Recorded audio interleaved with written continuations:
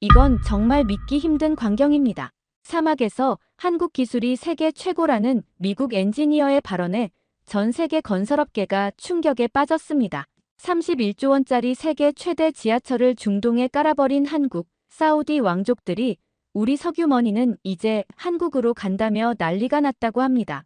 불과 몇 년 전 사막에서 무슨 지하철이냐며 비웃던 서구 기업들은 지금 어떤 표정을 짓고 있을까요? 세계 건설 역사를 새로 쓴 그 놀라운 이야기 지금 시작합니다. 시청하기 전에 좋아요와 구독은 영상 제작에 큰 힘이 됩니다. 한국이 아무리 발전했다 해도 사막에선 통하지 않을 겁니다. 2023년 봄 국방기술청 회의실에서 했던 제 말이었습니다. 주변 동료들이 고개를 끄덕였습니다. 그날은 제가 사우디아라비아 리야드로 파견되기 직전이었습니다. 저는 에반 리처드슨 미국 국방기술청 소속 기술자입니다. 이번엔 사우디 초대형 도시 철도 프로젝트 FAST 컨소시엄의 기술 검토를 맡게 됐죠.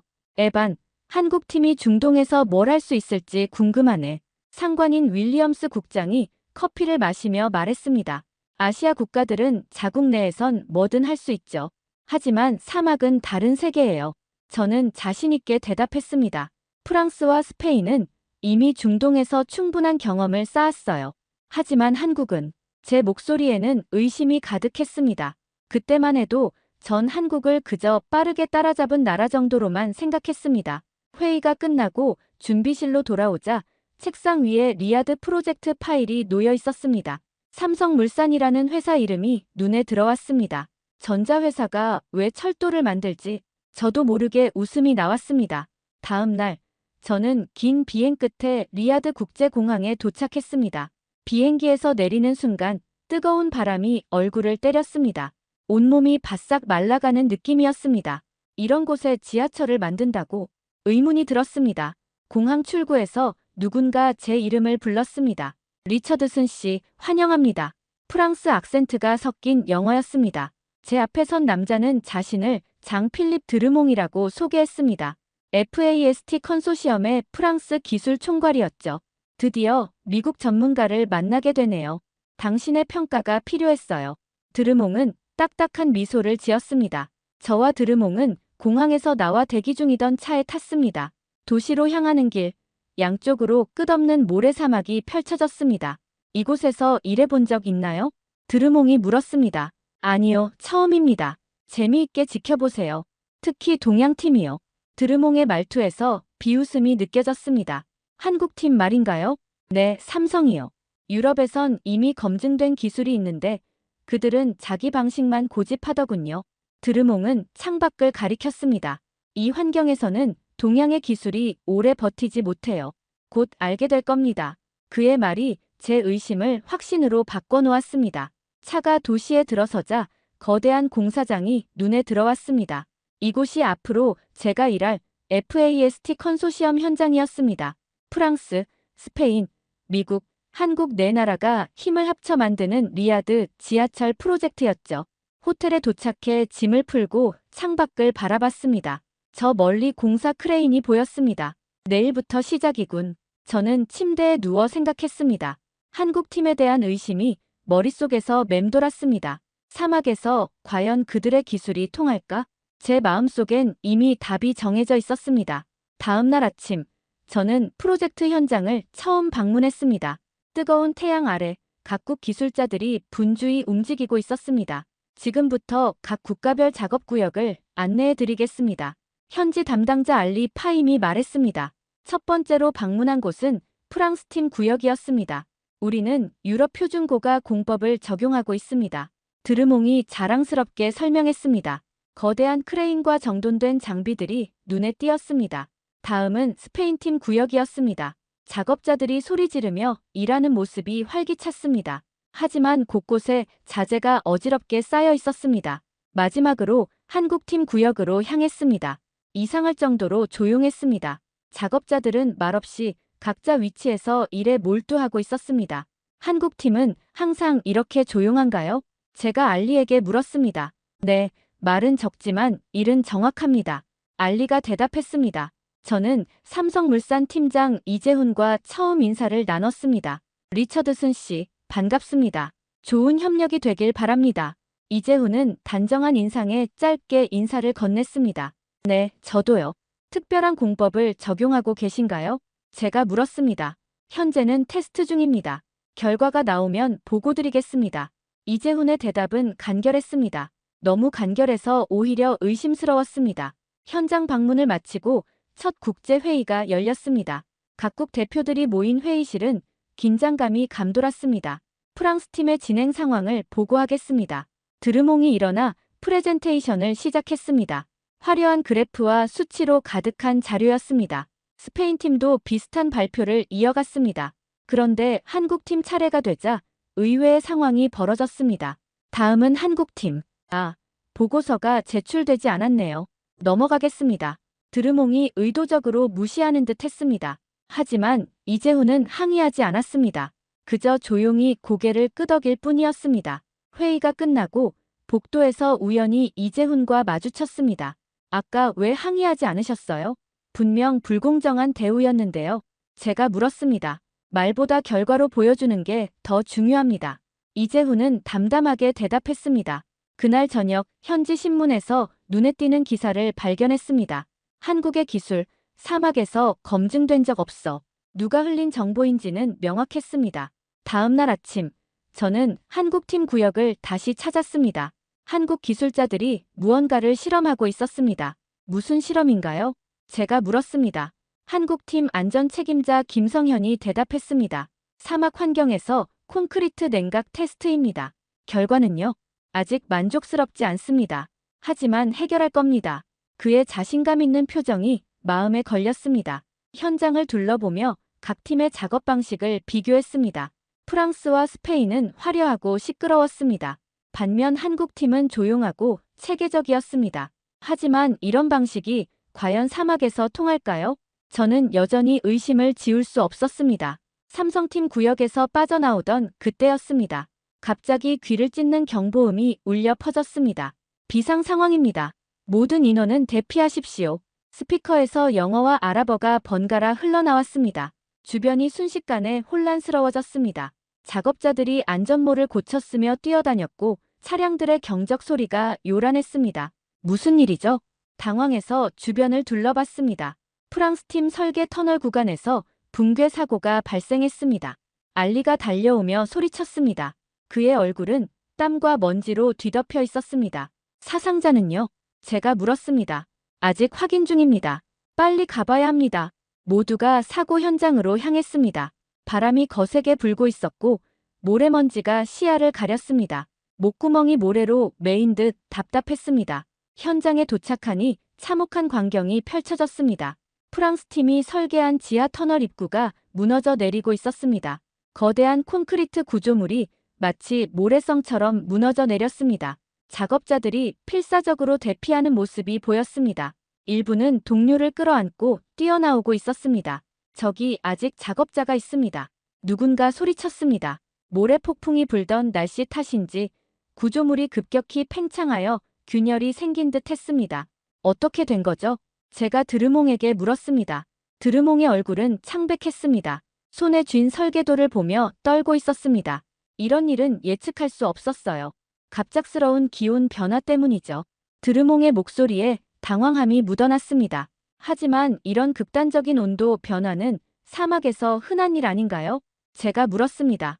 드르몽은 대답 대신 다른 팀원들에게 소리를 질렀습니다. 안전장비를 가져와. 빨리. 그의 지시는 혼란스러웠고 팀원들은 우왕좌왕했습니다. 그때 삼성팀이 신속하게 현장에 도착했습니다. 이재훈은 즉시 구조안전팀을 배치했습니다.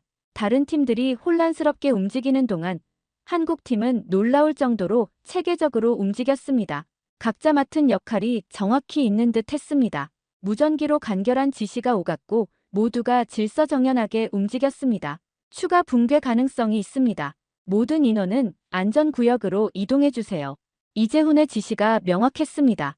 김성현은 즉시 레이저 측정기로 구조물의 기울기를 확인하기 시작했습니다. 다른 한국 기술자들은 임시 지지대를 설치하고 있었습니다. 누군가 붉은 안전선을 쳐서 위험구역을 표시했습니다.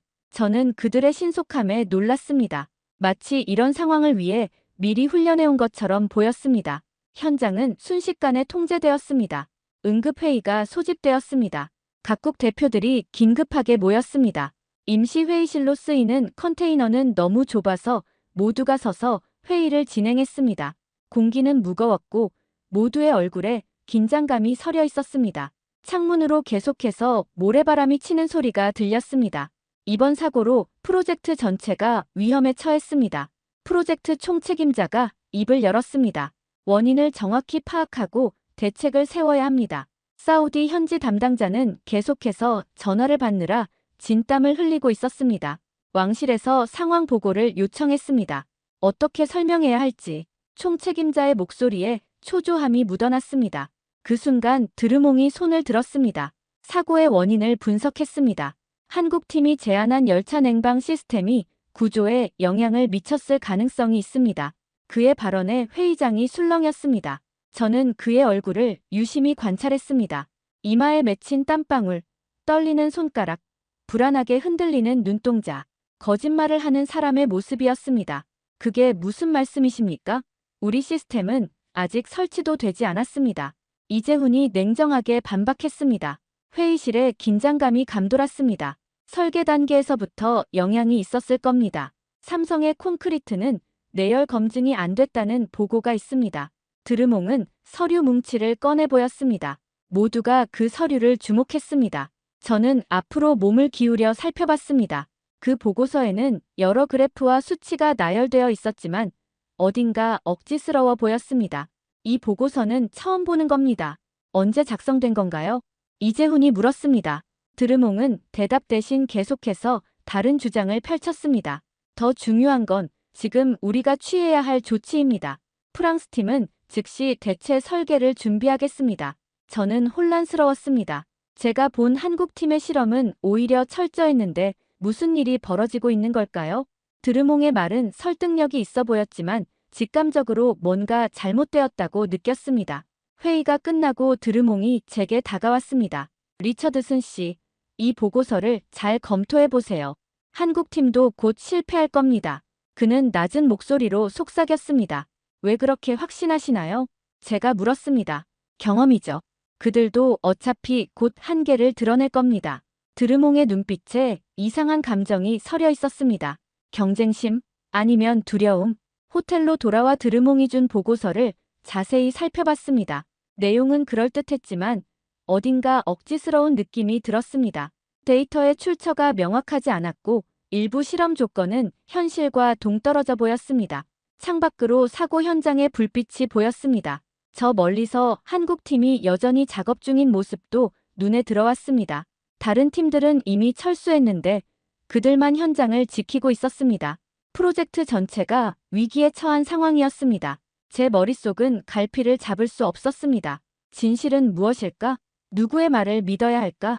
책상에 앉아 보고서와 현장에서 본 모습을 비교하며 생각에 잠겼습니다. 그때 휴대폰이 울렸습니다. 리처드슨 씨, 내일 오전 10시에 기자회견이 있습니다. 참석해 주시기 바랍니다. 이재훈의 목소리였습니다. 무슨 기자회견인가요? 우리가 지금까지 준비해온 것을 공개할 때가 됐습니다. 이재훈의 목소리에는 처음 듣는 자신감이 넘쳤습니다. 알겠습니다. 가겠습니다. 전화를 끊고 창밖을 바라봤습니다. 별이 총총한 사막의 밤하늘 아래 한국팀의 작업 불빛만이 여전히 빛나고 있었습니다. 과연 한국팀이 무엇을 준비했던 걸까요? 내일의 기자회견이 기다려졌습니다. 다음 날 아침 현장 본부 앞에는 많은 기자들이 모여 있었습니다. 삼성물산이 긴급 기자회견을 개최한다는 소식이 퍼진 겁니다. 카메라와 마이크를 든 기자들이 부산하게 움직였습니다. 저는 앞줄에 자리를 잡고 기다렸습니다. 호텔에서 준비할 때부터 가슴이 두근거렸습니다. 한편으로는 기대감이, 다른 한편으로는 의구심이 교차했습니다. 이윽고 이재훈이 단상에 올랐습니다. 우리는 지금까지 테스트 중이었습니다. 이재훈의 첫마디에 현장이 조용해졌습니다. 리야드 지하철 프로젝트는 총 31조 원 규모의 세계 최대 지하철 건설 사업입니다. 스크린에 리야드 전체 지하철 노선도가 나타났습니다. 총 6개 노선, 176km에 달하는 이 프로젝트는 한 번에 착공된 지하철로는 세계 최대 규모입니다. 기자들이 필기를 시작했습니다. 삼성물산은 2중 4, 5, 6호선을 담당하고 있으며 전체 구간의 40%는 지하터널, 50%는 도심고가 교량으로 이루어져 있습니다. 이재훈은 노선별 특성을 설명했습니다. 사막의 극한 환경과 사우디의 2030 엑스포 일정에 맞추기 위해 우리는 특별한 기술을 준비했습니다. 그의 목소리에 자신감이 넘쳤습니다. 먼저 FSLM 공법을 소개합니다. 스크린에는 거대한 구조물이 마치 레고 블록처럼 정확히 맞춰지는 영상이 나왔습니다. 이 공법은 거대한 고가 구조물을 통째로 삽입하는 기술로 프랑스 팀이 2주 걸린 작업을 단 3일 만에 완료할 수 있습니다. 실제 모형이 작동하는 모습에 기자들이 놀란 표정을 지었습니다. 또한 붕괴된 지하 라인 복구를 위해 특수 열차단 기술을 적용한 세계 최대 직경 TBM 2대를 투입했습니다. 대형 스크린에 TBM 장비가 등장했습니다. 이 장비들은 1일 굴착량 세계 신기록을 달성했으며 사막의 50도가 넘는 열기 속에서도 안정적으로 작동합니다. 영상에서는 TBM이 모래와 암석을 뚫고 나아가는 모습이 보였습니다. 어떻게 이런 속도가 가능한 건가요? 한 기자가 질문했습니다. 일반 TBM과 달리 특수 냉각 시스템을 갖추고 있습니다. 사막 환경에 맞게 개발된 기술이죠. 김성현이 자세히 설명했습니다. 세 번째로 삼성 고유의 냉방 콘크리트 기술을 공개합니다. 이재훈이 작은 콘크리트 블록을 들어 보였습니다. 이 기술은 외부 온도가 60도일 때도 내부를 24도로 유지합니다. 현장 시연이 이어졌습니다. 열화상 카메라로 측정한 결과가 실시간으로 보여졌습니다. 사막에서 강철도 변형되는 초고온 환경이지만 이 기술로 역사와 터널 내부는 항상 쾌적하게 유지됩니다. 석유달러가 넘치는 국가에서 왜 대중교통이 필요한가요? 한 기자가 질문했습니다. 이재훈은 미소를 지었습니다. 사우디는 석유 이후의 미래를 준비하고 있습니다. 이 지하철은 단순한 교통수단이 아닌 국가 발전의 상징입니다. 현지인들의 반응은 어떤가요? 처음에는 우리에게 지하철이 필요한가라는 의문도 있었습니다. 하지만 극한 기후에서 쾌적하게 이동할 수 있는 시스템에 점점 관심을 보이고 있습니다. 김성현이 덧붙였습니다. 왜 지금까지 이 기술을 공개하지 않았나요? 또 다른 기자가 물었습니다. 사막 환경에서 최종 테스트가 필요했습니다. 불완전한 기술을 자랑하고 싶지 않았습니다. 이재훈의 대답은 담담했습니다. 프랑스 팀의 보고서에 따르면 한국 콘크리트는 내열 검증이 안 됐다고 하는데요. 날카로운 질문이 나왔습니다. 그 보고서는 사실과 다릅니다. 우리는 2년간 자체 실험실에서 검증을 마쳤습니다. 이재훈은 자료를 공개했습니다. 스크린에 수십 가지의 테스트 결과와 인증서가 나타났습니다. 이 프로젝트의 가장 큰 도전은 무엇이었나요? 한 기자가 질문했습니다. 시간이었습니다. 사우디의 2030 엑스포 일정에 맞추려면 전통적인 방식으로는 불가능했죠. 이재훈이 대답했습니다. 그래서 우리는 FSLM 공법과 특수 TBM을 동시에 투입해 공사 기간을 대폭 단축했습니다. 이런 초고속 공정이 안전에 영향을 미치지는 않나요? 오히려 더 안전합니다. 정밀한 사전 제작과 자동화된 설치로 인적 오류 가능성이 줄어들었습니다. 김성현이 자신 있게 답했습니다. 이 기술은 다른 중동 국가에도 적용 가능한가요? 다른 기자가 물었습니다. 물론입니다. 이미 여러 중동 및 아프리카 국가에서 관심을 보이고 있습니다. 이재훈의 말에 기자들이 더 많은 메모를 했습니다. 기자회견이 끝난 후 드르몽이 기자들에게 둘러싸였습니다. 한국팀의 주장에 대해 어떻게 생각하십니까? 운이 좋았을 뿐입니다. 기후가 도와준 거죠. 드르몽은 여전히 폄하하는 태도였습니다. 하지만 더 이상 설득력이 없어 보였습니다. 저는 한국팀 구역으로 향했습니다. 그곳에서는 이미 FSLM 장비가 가동되고 있었습니다. 거대한 구조물이 정확히 제자리를 찾아가는 모습이 경이로웠습니다. 두 대의 TBM이 동시에 작동하며 사막의 모래와 암석을 뚫고 있었습니다. 디지털 패널에는 1일 굴착량이 표시되어 있었는데 이전 세계 기록을 30% 이상 넘어선 수치였습니다. 놀랍네요. 무심코 말이 나왔습니다. 이게 가능하다고 생각하셨나요? 옆에서 김성현이 물었습니다. 솔직히, 아니요. 제 대답은 솔직했습니다. 많은 사람들이 그렇게 생각했어요. 우리도 알고 있었습니다. 그의 표정에는 원망이 없었습니다. 이 프로젝트가 한국에게 어떤 의미인가요? 제가 물었습니다. 단순한 건설 사업이 아닙니다. 한국 기술의 세계화를 증명하는 장이죠.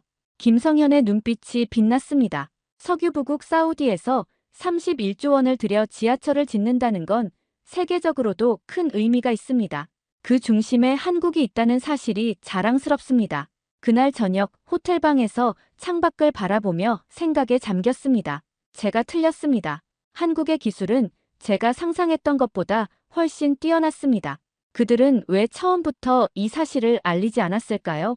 자랑하고 싶지 않았다는 이재훈의 말이 머릿속에서 맴돌았습니다. 증명하려 했던 걸까요? 다음 날 붕괴 현장은 완전히 달라져 있었습니다. 단 하루 만에 복구 작업이 절반 이상 진행된 것입니다. 세계 최대 TBM이 거대한 터널을 뚫고 있었습니다.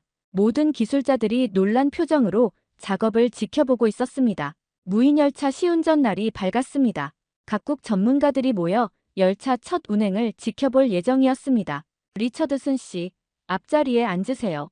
이재훈이 저를 초대했습니다. 갓 완성된 무인열차의 모습은 놀라웠습니다.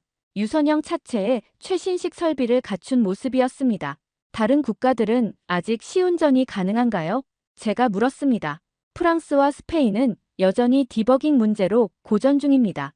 알리가 작은 목소리로 알려주었습니다. 열차 앞자리에 앉았습니다. 창 너머로 사막의 풍경이 펼쳐졌습니다. 곧 출발하겠습니다. 안내방송이 흘러나왔습니다. 아무런 기사 없이 열차는 부드럽게 움직이기 시작했습니다. 달리는 동안 흔들림이 거의 없었습니다. 창밖으로 사막이 빠르게 지나갔습니다. 열차 내부는 적정 온도를 완벽하게 유지했습니다. 밖은 50도가 넘는 열기였지만 안은 쾌적한 24도였습니다. 어떻게 이런 온도 조절이 가능한가요? 옆자리에 이재훈에게 물었습니다. 벽체에 특수 냉방 콘크리트를 사용했습니다. 물의 순환 원리를 응용했죠. 이재훈이 설명했습니다. 열차는 정확하게 예정된 시간에 다음 역에 도착했습니다. 문이 열리고 닫히는 소리도 부드러웠습니다.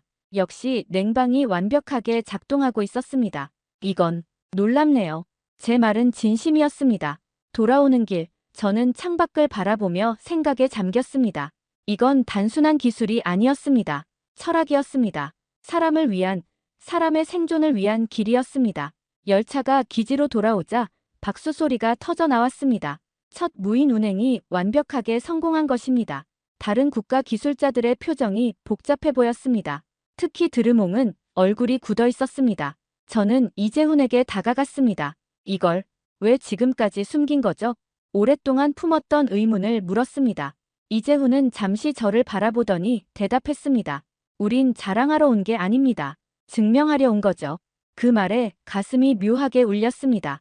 자랑이 아닌 증명, 말이 아닌 행동으로 보여준 것입니다. 그날 저녁, 프로젝트 팀 전체 모임이 있었습니다.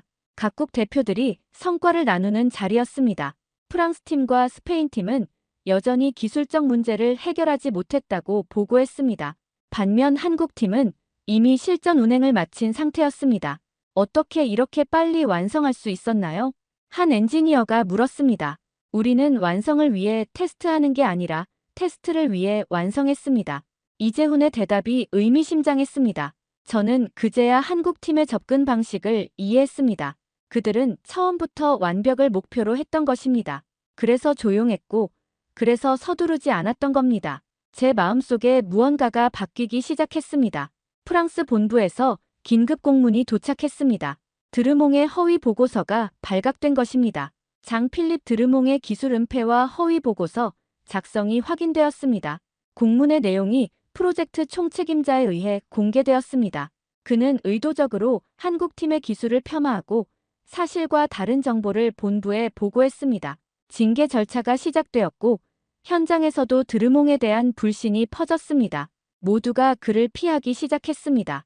제가 사무실에서 자료를 정리하고 있을 때 드르몽이 들어왔습니다. 리처드슨 씨. 그의 목소리는 전과 달리 힘이 빠져 있었습니다. 네, 드르몽 씨. 당신도 이제 그들 편이 된 건가요? 그의 질문에는 비난이 담겨 있었습니다.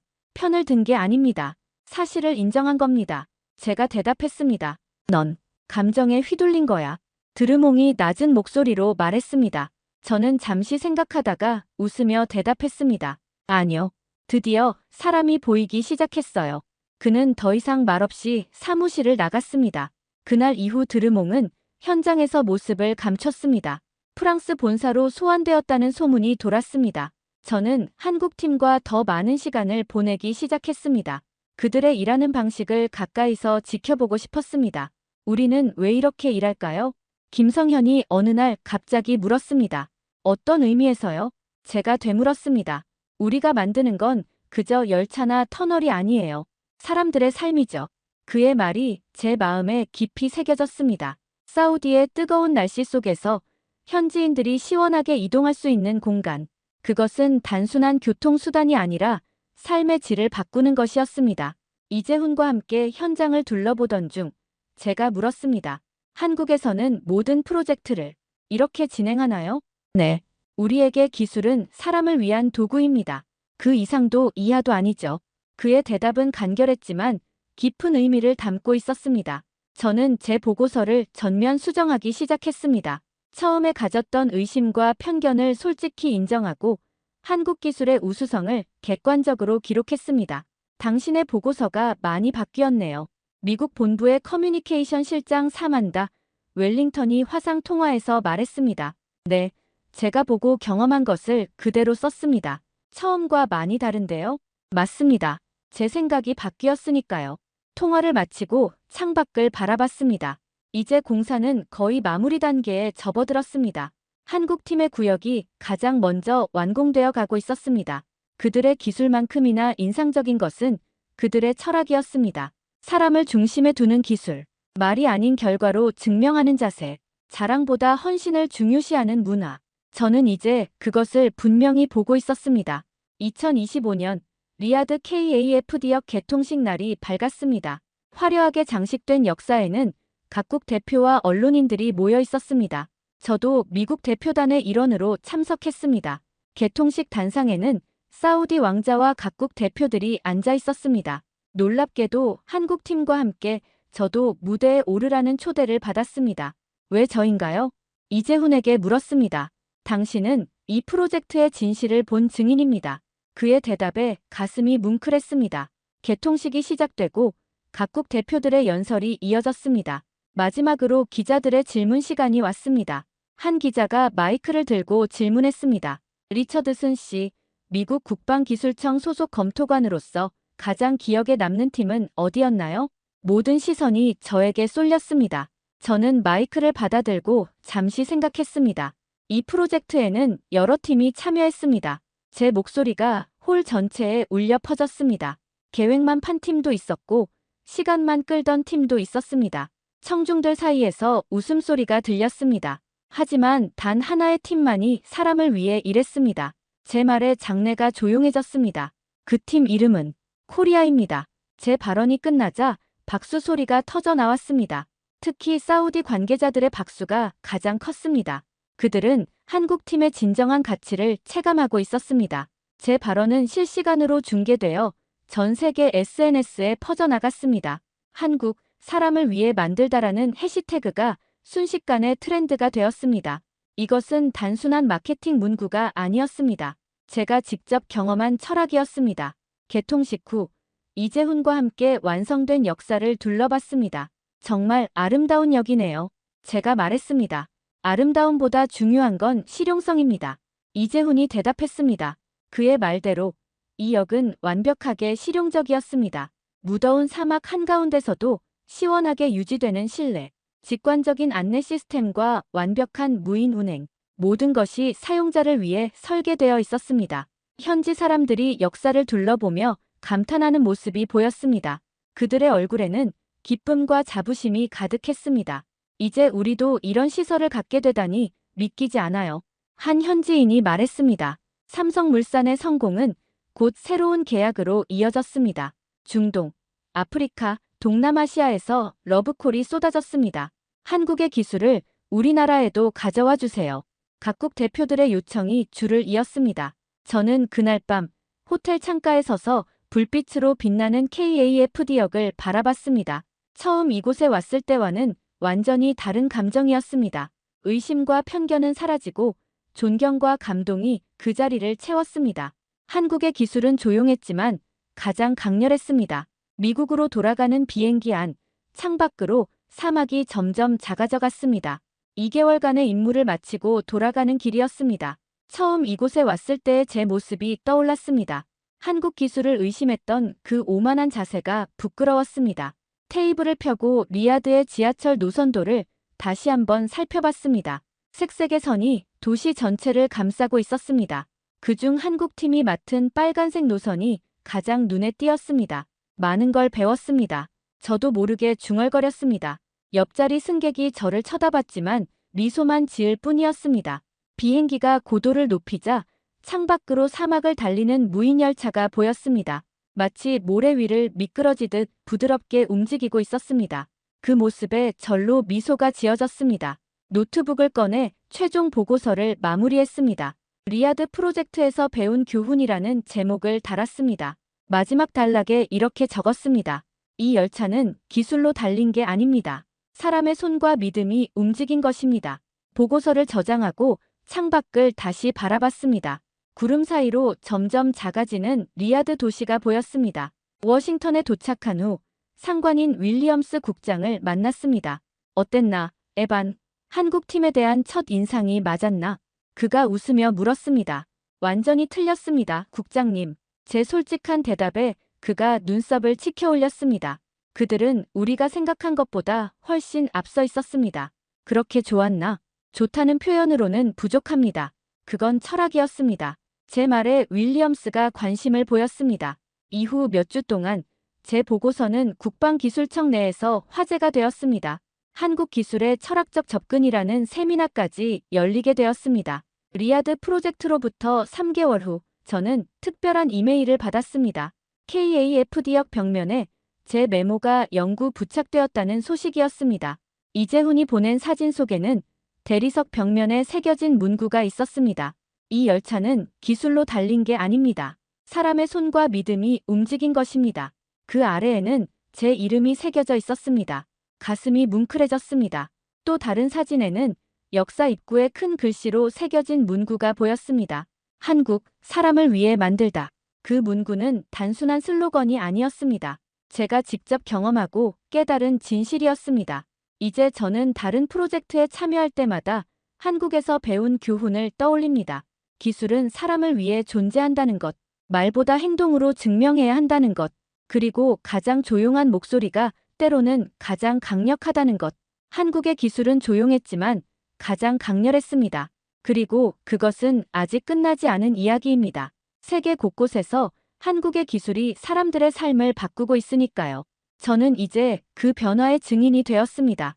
의심했던 미국인에서 한국 기술의 가장 큰 지지자로 바뀐 증인 말입니다. 세계를 놀라게 한 충격적인 발표가 있었습니다. 독일 최고의 안전인증기관이 아시아 제품 중 오직 한국산에만 특별 등급을 부여했습니다. 역사상 처음 있는 일이었습니다. 이 결정의 배경에는 바로 작은 금속 캔 하나가 가진 놀라운 비밀이 숨겨져 있었다고 하는데요. 한국이 세계 시장의 90%를 점유하고 있는 이 제품, 여러분은 알고 계셨나요? 우리가 일상에서 쓰는 이 평범한 물건이 세계인의 인식을 바꾸었습니다. 오늘 사연은 독일에서 온 안전 엔지니어 요하네스 슐라이허 씨의 실화입니다. 그의 눈을 통해 본 대한민국의 진짜 경쟁력, 지금부터 시작합니다. 시청하기 전에 좋아요와 구독은 영상 제작에 큰 힘이 됩니다. 안녕하세요. 제 이름은 요하네스 슐라이허입니다. 독일 프랑크푸르트에서 글로벌 안전 엔지니어로 일하고 있죠.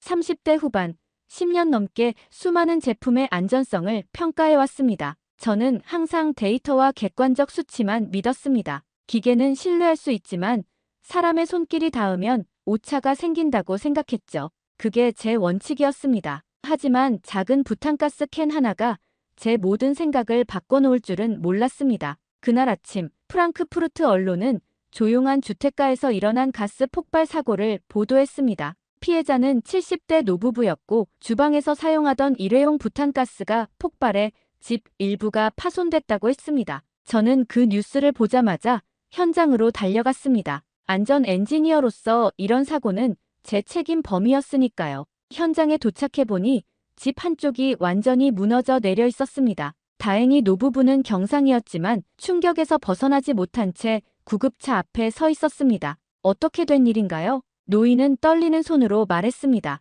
그냥 평소처럼 요리하고 있었어요. 갑자기 퍽 하는 소리와 함께 불이 치솟았죠. 증거물을 수집하는 과정에서 발견한 부탄가스 캔 잔해는 분명 중국산이었습니다. 바깥 표면은 멀쩡했지만 내부 구조에 심각한 결함이 있었어요. 생산 과정에서 누군가의 실수 아니면 고의적인 품질 저하였을 수도 있었습니다. 다음 날 제 사무실엔 그 제품의 유통업자인 리 웨이가 찾아왔습니다. 중국 본토에서 온 리 웨이는 비싼 양복을 입고 있었지만 말투는 불쾌할 정도로 거만했습니다. 사고는 늘 일어나는 법이죠. 소비자가 잘못 사용했을 가능성도 있어요. 리 웨이는 어깨를 으쓱하며 말했습니다. 하지만 이건 명백한 제품 결함입니다. 제대로 된 품질 관리가 필요해요. 제가 강경하게 말하자 리 웨이는 비웃듯 대답했습니다. 싸고 잘 팔리면 그만이죠. 지나치게 까다롭게 굴 필요 없어요. 그 순간 속에서 화가 치밀었습니다. 사람 목숨이 걸린 문제를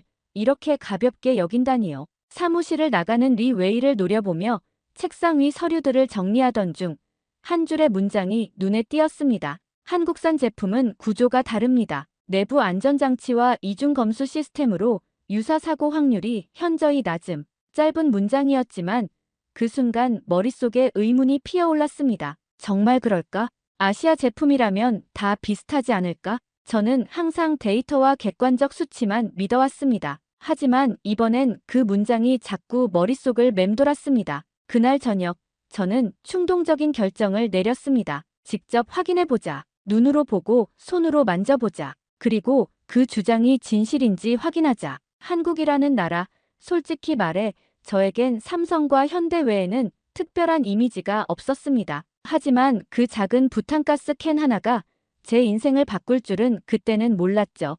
요하네스, 다음 주 일정은 어떻게 되나요? 상사가 물었을 때 저는 이미 마음을 정한 상태였습니다. 한국 출장을 다녀와야 할 것 같습니다. 최근 사고와 관련해 현지 조사가 필요합니다. 그렇게 저는 낯선 나라로 향하는 비행기 표를 예약했습니다. 12시간의 긴 비행 동안 저는 한국에 대한 자료를 찾아봤습니다. 놀랍게도 이 작은 나라는 세계 시장에서 생각보다 훨씬 큰 영향력을 가지고 있었습니다. 특히 일회용 부탄가스는 세계 시장의 90%를 점유하고 있다는 통계가 있었습니다. 그럴 리가 없어. 처음엔 그 수치가 과장된 것이라 생각했습니다. 하지만 곧 직접 눈으로 확인하게 될 줄은 몰랐습니다. 비행기 창문 너머로 보이는 한국은 상상했던 것보다 훨씬 최신식이었습니다. 인천공항에서 천안으로 이동하는 길, 창밖으로 펼쳐진 풍경은 독일과 크게 다르지 않았습니다. 하지만 마음속에는 여전히 의구심이 남아있었습니다. 정말 이 나라에서 만든 작은 캔 하나가 다를 수 있을까?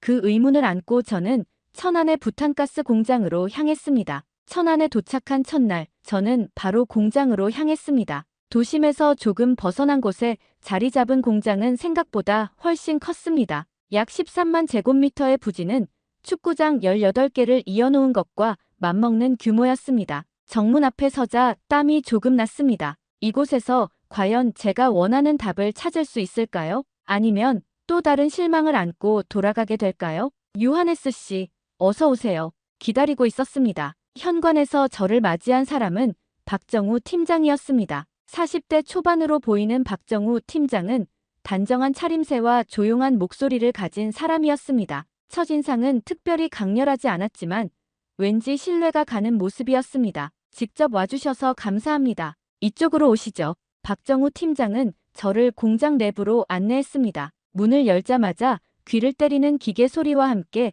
눈앞에 펼쳐진 광경에 말문이 막혔습니다. 끝이 보이지 않는 컨베이어 벨트 위로 수많은 부탄가스 캔들이 빠른 속도로 움직이고 있었습니다. 이곳에서는 하루에 몇 개나 생산하시나요? 궁금증을 참지 못하고 물었습니다. 하루 평균 70만 개, 1년으로 치면 약 2억 개가 넘습니다. 그 숫자를 듣는 순간 저도 모르게 눈이 커졌습니다. 상상이 안 되는 규모였습니다. 그중 40% 정도는 해외로 수출됩니다. 60개국 이상이죠. 박정우 팀장은 덤덤하게 말했지만 저에겐 충격적인 정보였습니다. 작은 나라에서 이런 규모로 세계 시장을 점유하고 있다니요. 정말 세계 시장의 90%를 차지한다는 게 사실인가요? 의심스러운 마음에 물었습니다. 네.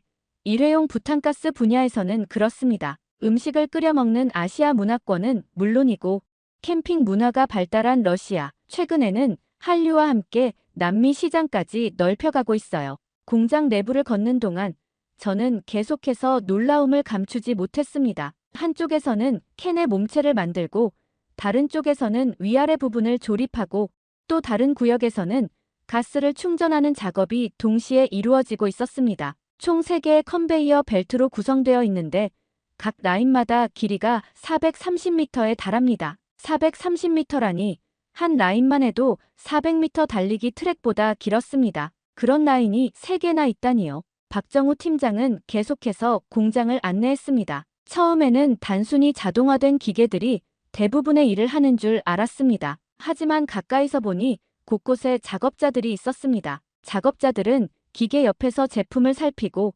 때로는 직접 손으로 검수하고 있었습니다. 기계만으로는 부족한가요? 순간 궁금증이 생겼습니다. 네, 기계는 정밀하지만 한계가 있습니다. 사람의 눈과 손이 더 중요한 부분이 많죠. 박정우 팀장의 그 말에 처음으로 제 생각이 흔들리기 시작했습니다. 저는 항상 자동화와 데이터를 신뢰해왔습니다. 사람은 오차를 만들고 기계는 정확하다고 믿었으니까요. 하지만 이곳에선 그 두 가지가 완벽하게 조화를 이루고 있는 것 같았습니다. 실제로 이 공장의 불량률은 얼마나 되나요? 100만 개 중 10개 미만입니다. 퍼센트로 하면 0.00001% 정도죠. 그 순간 저는 제가 들은 것이 맞는지 다시 물어봐야 했습니다. 그 수치는 제가 알고 있는 어떤 제조업 통계보다도 놀라웠으니까요. 그건 정말 놀라운 수치네요. 요하네스 씨, 이제 더 자세히 보여드릴게요. 따라오시죠. 박정우 팀장은 저를 또 다른 구역으로 안내했습니다. 이곳에서 저는 한국의 제조업이 단순한 기술이 아닌 무언가 다른 철학을 가지고 있다는 것을 느끼기 시작했습니다. 박정우 팀장은 저를 뜨거운 수증기가 피어오르는 구역으로 안내했습니다. 그곳에는 한 여성이 집중해서 컨베이어 벨트를 응시하고 있었습니다. 55도의 뜨거운 물이 담긴 수조를 지나는 부탄가스 캔들을 하나하나 눈으로 확인하는 모습이었습니다. 여긴 온수 테스트 구간입니다. 가스 누기를 확인하는 중요한 공정이죠. 박정우 팀장의 설명에 저는 의아했습니다. 센서나 자동화 장비로 하면 더 효율적이지 않을까요? 그러자 박정우 팀장은 고개를 흔들었습니다. 미세한 기포는 사람의 눈이 더 정확하게 잡아냅니다. 이 자리에 계신 분은 김정혜 님이세요. 15년 넘게 이 일을 해오셨죠. 김정혜 씨는 잠시 시선을 돌려 저를 향해 짧게 인사한 뒤 곧바로 다시 작업에 집중했습니다. 김정혜 씨의 눈빛은 날카로웠고 손놀림은 정확했습니다. 하루 종일 이렇게 앉아 계시는 건가요? 네, 10시간 넘게요. 허리도 아프고 눈도 피로하지만 중요한 일이니까요. 김정혜 씨는 시선을 떼지 않고 대답했습니다. 왜 이렇게까지 하시나요? 그냥 기계에 맡기면. 제 질문이 끝나기도 전에 김정혜 씨가 말했습니다. 내 가족도 이걸 써요. 그리고 누군가의 가족도 쓰겠죠. 그러니 대충 할 수 없어요. 그 말에 저는 잠시 할 말을 잃었습니다. 단순한 품질 관리가 아니었습니다. 그건 책임감이었고 사명감이었습니다. 박정우 팀장은 계속해서 공장을 안내했습니다. 한쪽에서는 캔의 윗부분에 분홍빛 고무 패킹을 입히는 작업이 진행 중이었습니다. 이건 왜 하는 건가요?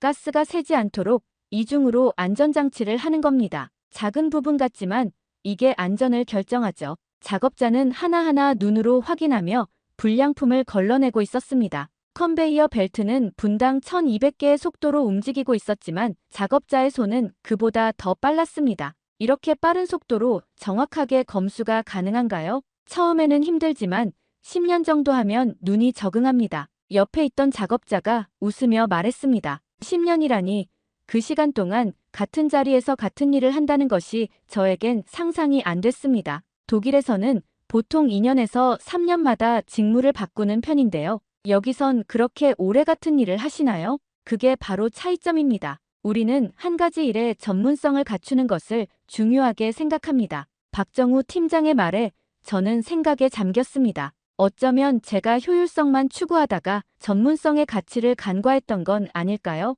가스 충전 구역은 특별히 더 엄격한 보안 절차가 있었습니다. 모든 작업자는 정전기 방지복을 입고 있었고 곳곳에 가스 누전 감지기가 설치되어 있었습니다. 혹시 모를 사고를 방지하기 위한 조치입니다. 안전을 최우선으로 생각하니까요. 박정우 팀장의 설명을 들으며 저는 그동안 아시아 제품에 대해 가졌던 선입견이 조금씩 무너지는 것을 느꼈습니다. 이곳에서는 값싼 생산 비용보다 안전과 품질이 우선이었습니다. 충전을 마친 부탄가스 캔들은 다시 온수 테스트 구간으로 이동했습니다. 이번에는 충전 후 누기 확인이었습니다. 작업자들은 여전히 한치의 오차도 허용하지 않는 자세로 제품을 검수하고 있었습니다. 이런 섬세한 작업을 하루 종일 하면 정말 힘들 것 같은데요. 물론 힘듭니다. 하지만 이게 우리가 세계 시장에서 인정받는 이유입니다. 그 말에 저는 고개를 끄덕일 수밖에 없었습니다. 이제야 왜 한국산 부탄가스가 세계 시장의 90%를 차지하는지 조금씩 이해가 됐습니다. 갑자기 공장 안에 알람 소리가 울려 퍼졌습니다. 저는 놀라서 주변을 둘러봤지만 작업자들은 당황하지 않는 모습이었습니다. 오히려 일사불란하게 움직이기 시작했습니다. 무슨 일인가요? 밸브 감지 센서에 오류가 발생한 것 같네요. 잠시 라인을 멈추겠습니다. 박정우 팀장은 침착하게 말하며 작업자들에게 지시를 내렸습니다. 몇몇 작업자들이 빠르게 문제 지점으로 이동했고 나머지는 각자의 위치에서 상황을 주시했습니다. 제 예상과 달리 누구도 당황하거나 혼란스러워하지 않았습니다. 마치 미리 연습한 것처럼 모두가 자신의 역할을 정확히 알고 있었습니다. 평소에도 이런 일이 자주 있나요? 가끔 있습니다. 완벽한 시스템은 없으니까요. 중요한 건 문제가 생겼을 때 얼마나 빠르고 정확하게 대응하느냐입니다. 박정우 팀장의 말은 심플했지만 그 안에 담긴 철학은 깊었습니다. 문제는 언제든 발생할 수 있습니다. 하지만 그것을 어떻게 해결하느냐가 진짜 실력이라는 거죠. 몇 분 후 라인은 다시 움직이기 시작했습니다. 작업자들은 곧바로 원래의 업무로 돌아갔고 마치 아무 일도 없었던 것처럼 공장은 정상 가동됐습니다. 정말 빠르게 해결하네요. 우리는 기계보다 사람을 더 믿습니다. 기계는 문제를 알려줄 뿐 해결하는 건 결국 사람의 몫이니까요. 그 말에 저는 깊은 생각에 빠졌습니다. 제가 지금까지 믿어온 가치관과는 조금 다른 접근법이었습니다. 저는 항상 자동화와 시스템 개선을 통해 사람의 오류를 줄여야 한다고 생각했습니다. 하지만 이곳에서는 사람이 시스템의 중심이었습니다. 박정우 팀장은 저를 다른 구역으로 안내했습니다. 그곳에서는 완성된 제품들이 포장되고 있었습니다. 이제 마지막 검수 단계입니다. 자동 시스템으로 걸은 후에도 사람의 눈으로 한 번 더 확인합니다. 그렇게까지 할 필요가 있을까요? 이미 충분한 검수 과정을 거쳤는데 요하네스 씨, 안전에 있어서 충분이라는 말은 없습니다. 마지막 1%의 완성도가 제품의 운명을 결정하죠. 그의 말에 저는 잠시 침묵했습니다. 한국의 제조업은 제가 알던 것과 달랐습니다. 단순히 기술적 우수성이 아니라 그 이면에 있는 철학과 사람들의 마음가짐이 다른 것 같았습니다. 기계가 제 역할을 다했다고 해서 우리의 책임이 끝나는 것은 아닙니다. 오히려 그때부터가 진짜 시작이죠. 박정우 팀장의 말은 제게 깊은 인상을 남겼습니다. 그것은 단순한 품질 관리가 아니라 제품에 대한 끝없는 책임감이었습니다. 공장 내부를 돌아보는 동안 저는 작업자들의 표정을 유심히 관찰했습니다. 힘든 환경에서 장시간 같은 일을 반복하는데도 작업자들의 눈빛에는 자부심이 있었습니다. 누구의 강요가 아닌 스스로의 기준에 맞게 일하는 모습이었습니다. 박 팀장님, 솔직히 말씀드려도 될까요? 저는 아시아 제품이라면 다 비슷할 거라고 생각했습니다. 하지만 오늘 본 것들은 제 생각을 많이 바꿔놓았네요. 박정우 팀장은 잠시 웃더니 말했습니다. 요하네스 씨, 우리에게 이건 단순한 제품이 아닙니다. 이 작은 캔 하나에 메이드 인 코리아라는 이름이 새겨져 있죠. 그 무게를 우리는 알고 있습니다. 그 말에 저는 처음으로 제가 지금까지 놓치고 있던 것을 깨달았습니다. 이건 기술의 차이가 아니라 마음의 차이였습니다. 공장 한쪽에서 수첩을 들고 열심히 메모하는 젊은 청년이 눈에 들어왔습니다. 다른 작업자들과는 달리 청년은 작업복이 아닌 단정한 셔츠 차림이었습니다. 저분은 누구인가요? 제가 물었습니다. 아, 실습생 유진이에요. 서울공대에서 온 학생이죠. 박정우 팀장의 설명을 들으며 저는 궁금증이 생겼습니다. 요즘 젊은이들이 이런 제조업 현장에 관심을 갖는다는 게 의외였거든요. 잠시 이야기해도 될까요? 박정우 팀장의 허락을 받고 저는 유진에게 다가갔습니다. 20대 초반으로 보이는 유진은 제가 다가가자 공손하게 인사했습니다. 안녕하세요. 독일에서 오신 요하네스 씨죠? 반갑습니다. 유진의 밝은 인사에 저도 미소 지으며 대답했습니다. 네, 반갑습니다. 열심히 공부하고 있네요.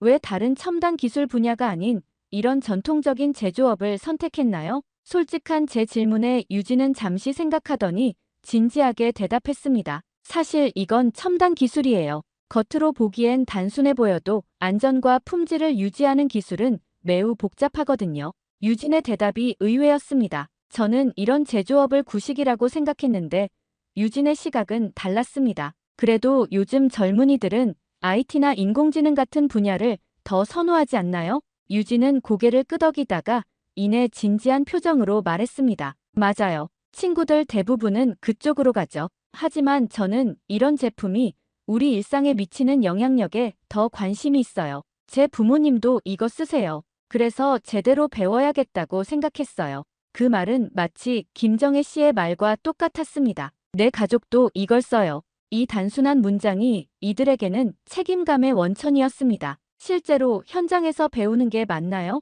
정말 많아요. 학교에서는 이론만 배우잖아요. 하지만 여기서는 왜 그런 이론이 필요한지, 실제로 어떻게 적용되는지 볼 수 있어요. 유진의 눈빛은 배움에 대한 열정으로 가득했습니다. 유진은 단순한 견학을 넘어 진정으로 이 일을 이해하고 발전시키고 싶어 하는 것 같았습니다. 미래에는 어떤 일을 하고 싶어요? 이런 제품의 안전성을 더 높이는 연구를 하고 싶어요. 기술은 계속 발전하지만 기본적인 안전 원칙은 변하지 않거든요. 저는 유진의 대화를 들으며 깊은 인상을 받았습니다. 젊은 세대까지 이런 가치관을 가지고 있다는 것은 한국의 제조업 정신이 단순한 현상이 아닌 깊은 뿌리를 가지고 있다는 증거였습니다. 박 팀장님, 이런 실습생들이 많이 오나요? 네, 최근에는 더 늘었어요. 단순히 취업을 위한 스펙이 아니라 진짜 배우려는 학생들이 늘고 있습니다. 박정우 팀장의 말에 저는 한국의 미래가 더욱 밝아 보였습니다. 기술만으로는 얻을 수 없는 사람의 마음에서 비롯되는 품질, 그것이 이 나라의 진정한 경쟁력이 아닐까 싶었습니다.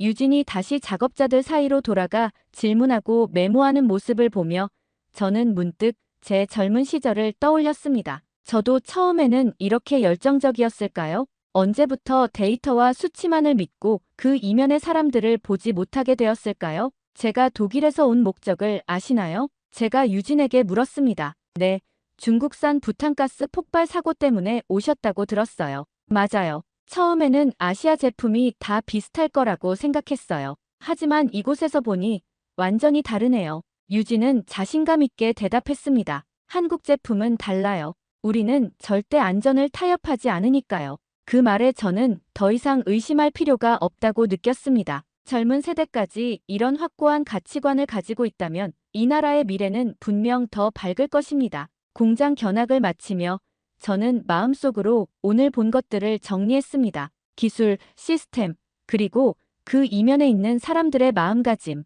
이 세 가지가 완벽한 조화를 이루고 있었고 그 결과가 바로 세계 시장 90%를 차지하는 한국산 부탄가스였습니다. 독일로 돌아온 지 일주일 후 본사에서 긴급 회의가 열렸습니다. 중국산 부탄가스 폭발 사고 이후 유럽 시장에서의 안전 기준을 재검토하는 자리였습니다. 회의실에 들어서자 익숙한 얼굴이 보였습니다. 중국 유통업자 리 웨이였습니다. 리 웨이는 여전히 비싼 양복을 입고 있었고 얼굴에는 자신감이 넘쳤습니다. 이번 사고는 불가항력적인 일이었습니다. 어떤 제품도 100% 안전을 보장할 수는 없죠. 리 웨이의 말에 저는 속으로 분노가 치밀었습니다. 그것은 불가항력이 아니라 명백한 품질 관리 실패였습니다. 그리고 일부에서 한국산 제품이 더 안전하다고 하는데 그건 과장된 이야기입니다. 결국 아시아에서 만든 제품은 다 비슷합니다. 한국 제품도 포장만 좀 멀쩡할 뿐이죠. 그 말에 저는 더 이상 참을 수 없었습니다. 리 웨이 씨, 제가 직접 한국 공장을 방문하고 왔습니다. 그곳에서 본 것은 당신의 말과 완전히 다릅니다. 제 발언에 회의실 분위기가 갑자기 긴장됐습니다. 모두의 시선이 저에게 집중됐습니다. 한국 부탄가스 공장의 불량률은 100만 개 중 10개 미만입니다. 0.00001%라는 놀라운 수치죠. 이건 단순한 포장 차이가 아닙니다. 리 웨이는 여전히 냉소적인 표정이었습니다. 숫자 노름이죠. 실제로는 다 비슷합니다. 아닙니다. 제가 직접 눈으로 확인했습니다. 한국 제품이 세계 시장의 90%를 차지하는 데에는 이유가 있습니다. 상사가 저에게 물었습니다. 요하네스, 정확히 무엇이 다른가요? 저는 잠시 생각에 잠겼습니다. 어떻게 하면 제가 본 것들을 정확히 전달할 수 있을까요? 단순한 기술적 차이가 아니라 그 이면에 있는 정신을 어떻게 설명할 수 있을까요? 사람입니다. 회의실에 잠시 침묵이 흘렀습니다. 한국 공장에서 본 것은 단순한 자동화 시스템이 아니었습니다.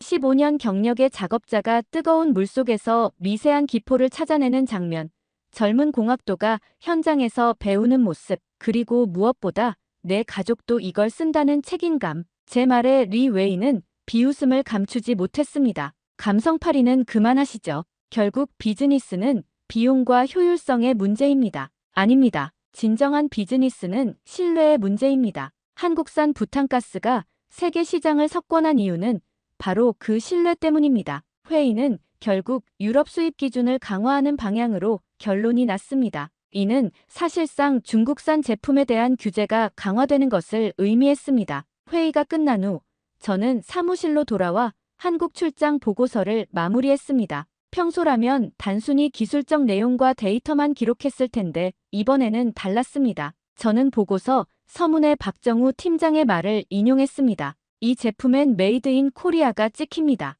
우리는 그 이름이 무거운 걸 잘 알아요. 단순한 문장이었지만 그 안에는 한국 제조업의 정신이 담겨 있었습니다. 저는 기술적 데이터를 넘어 사람들의 손끝에서 만들어지는 신뢰와 책임감에 대해 썼습니다. 보고서를 제출하고 집으로 돌아가는 길, 저는 문득 사무실 근처 마트에 들렀습니다. 그리고 진열대에 있는 부탄가스 캔들을 살펴봤습니다. 대부분은 중국산이었지만 한쪽 구석에 메이드 인 코리아라고 쓰인 제품이 있었습니다. 가격은 조금 더 비쌌지만 저는 망설임 없이 그것을 골랐습니다. 한국에서의 마지막 날, 박정우 팀장은 저를 출하 직전 최종 검수 공정으로 안내했습니다. 이곳은 모든 과정을 거친 제품이 마지막으로 확인되는 곳이었습니다. 자동 검사로 걸러진 제품도 최종적으로는 이곳에서 사람의 눈으로 확인합니다. 박정우 팀장은 직접 한 캔을 집어들었습니다. 그리고 꼼꼼하게 살펴보기 시작했습니다. 미세한 기포,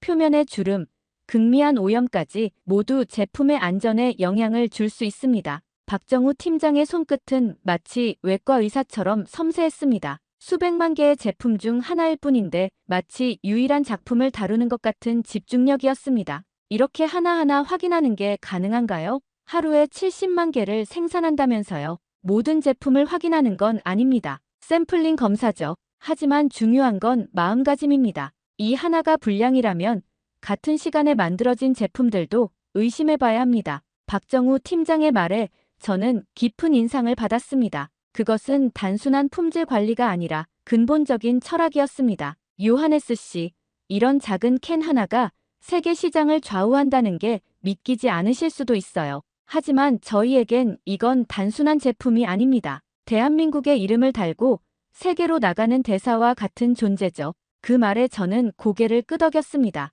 이제야 왜 한국산 부탄가스가 세계 60개국 이상에서 사용되는지 이해할 수 있었습니다. 그건 단순한 기술의 승리가 아니라 책임감과 자부심의 결과였습니다. 출하장에서는 완성된 제품들이 박스에 담겨 트럭에 실리고 있었습니다. 목적지는 다양했습니다. 미국, 러시아, 남미, 동남아시아, 전 세계 곳곳으로 향하는 작은 캔들이었습니다. 이 제품들은 어떤 기준으로 수출하나요? 각 나라마다 요구사항이 다를 텐데요. 네, 나라마다 안전 기준이 다릅니다. 하지만 저희는 가장 까다로운 기준에 맞춰 모든 제품을 만듭니다. 그게 더 효율적이기도 하고 무엇보다 안전을 최우선으로 생각하니까요. 이런 태도가 한국 제품이 세계적으로 인정받는 이유였습니다. 최소한의 기준을 맞추는 것이 아니라 가능한 한 가장 높은 기준을 스스로 설정하는 것. 그것이 진정한 경쟁력이었습니다. 제가 독일로 돌아가면 이곳에서 본 것들을 정확히 전달하고 싶습니다.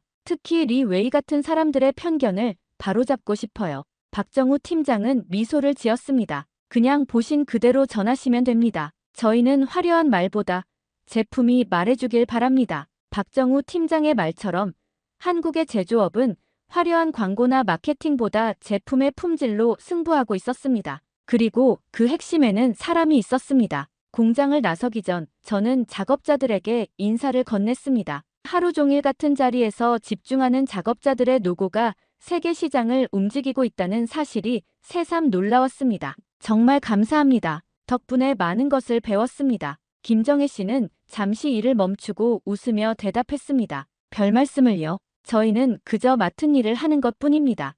그저 맡은 일이 세계 최고의 품질을 만들어내고 있다는 게 놀라웠습니다. 겸손하게 자신의 역할을 다하는 작업자들의 모습에서 저는 한국의 진정한 경쟁력을 발견했습니다. 독일로 돌아온 지 한 달 후 저의 보고서는 업계에서 큰 반향을 일으켰습니다. 아시아 제품의 안전성 편견과 현실이라는 제목의 이 보고서는 한국산 부탄가스의 우수성을 데이터와 현장 경험을 바탕으로 명확히 보여주었습니다. 특히 기술은 복제할 수 있지만 사람의 마음은 복제할 수 없다는 결론 부분은 많은 사람들의 공감을 얻었습니다. 저는 여기서 멈추지 않고 제 개인 SNS에 짧은 글을 올렸습니다. 나는 아시아를 오해했다. 하지만 한국은 달랐다. 기술이 아닌 사람의 진심이 신뢰를 만든다. 메이드 인 코리아는 이제 나에게 신뢰의 이름이다. 예상과 달리 이 글은 빠르게 퍼져나갔습니다. 많은 사람들이 댓글을 달았고 자신들도 비슷한 경험이 있다고 공유했습니다.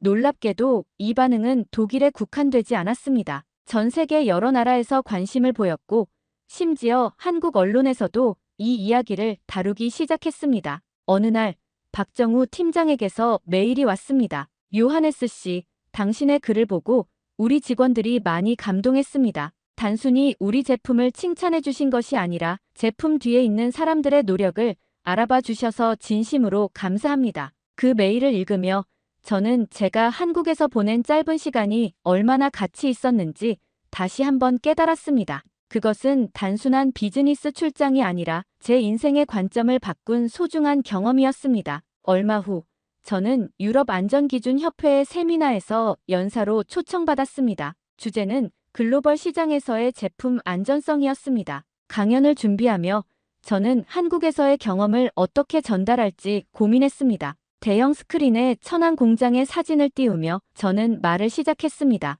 이곳은 세계 시장의 90%를 차지하는 부탄가스를 만드는 한국의 공장입니다. 제가 처음 이곳을 방문했을 때 기대했던 것은 최첨단 자동화 시스템이었습니다. 하지만 발견한 것은 그보다 훨씬 더 가치 있는 것이었습니다. 청중들은 호기심 어린 눈으로 저를 바라봤습니다. 그건 바로 사람입니다. 15년 동안 같은 자리에서 미세한 기포를 찾아내는 작업자, 내 가족도 이걸 쓴다며 책임감을 가진 젊은 실습생, 그리고 메이드 인 코리아의 무게를 아는 관리자, 이들이 바로 한국 제품의 진정한 경쟁력입니다. 강연이 끝난 후 많은 사람들이 질문을 던졌습니다. 그 중에는 리 웨이도 있었습니다. 리 웨이는 여전히 의심의 눈초리였지만 예전보다는 조금 누그러진 태도였습니다. 요하네스, 당신 말이 맞다면 왜 다른 아시아 국가들은 그런 경쟁력을 갖추지 못한 걸까요? 저는 잠시 생각하다가 대답했습니다. 그건 아마도 역사와 문화의 차이일 겁니다. 한국은 짧은 시간에 놀라운 발전을 이룬 나라입니다. 그 과정에서 형성된 장인 정신과 책임감이 제조업의 DNA가 된 것 같습니다. 세미나가 끝난 후 저는 사무실로 돌아왔습니다. 책상 위에는 한국에서 가져온 작은 부탄가스 캔이 놓여 있었습니다. 그것은 이제 단순한 제품이 아니라 제게 중요한 가치를 상기시키는 상징이 되었습니다. 저는 창문 너머 프랑크푸르트의 풍경을 바라보며 생각했습니다. 불과 몇 개월 전 저는 아시아 제품에 대한 편견을 가진 평범한 엔지니어였습니다. 하지만 지금은 데이터 너머의 사람을 볼 줄 아는 사람이 되었습니다. 그리고 이 모든 변화는 작은 부탄가스 캔 하나에서 시작되었다는 사실이 놀라웠습니다. 이제 저는 자신 있게 말할 수 있습니다. 한국은 제가 알던 아시아가 아니었습니다. 그곳에는 기술을 넘어선 진심이 있었고 그 진심이 세계를 움직이고 있었습니다.